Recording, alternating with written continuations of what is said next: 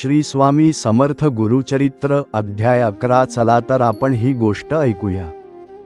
एकदा एका गावात एक गरीब पण प्रामाणिक माणूस राहत होता।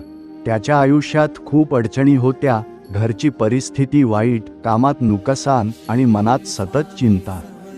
तो खूप प्रयत्न करत होता, पण काहीच नीट जमत नव्हतं। एक दिवस त्याने ठरवलं, आता सगळं सोडून मी श्री स्वामी समर्थ यांच्या चरणी जाईन। तो अक्कलकोटला गेला आणि स्वामींच्या दर्शनाला उभा राहिला। स्वामींनी त्याच्याकडे पाहिलं, पण लगेच काही बोलले नाहीत। काही दिवस तो तिथेच राहिला।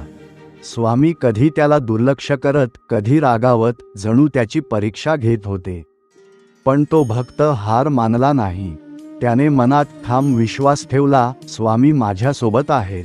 काही दिवसांनी स्वामींनी त्याला आशीर्वाद दिला आणि म्हणाले, घाबरू नकोस, सर्व ठीक होईल। तो माणूस परत आपल्या घरी गेला। हळूहळू त्याच्या आयुष्यात बदल घडू लागले। त्याला काम मिळालं, आर्थिक स्थिती सुधारली आणि मन शांत झालं।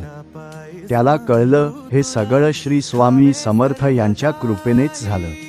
बोध, मॉरल, श्रद्धा ठेवा आणि गुरूंवर विश्वास ठेवा। संकट ही आपल्या संयमाची परीक्षा असतात। जो गुरुचरणी अढळ राहतो, त्याला नक्कीच मार्ग मिळतो। छोटा संदेश, श्रद्धा अधिक सबुरी बरोबर स्वामींची कृपा।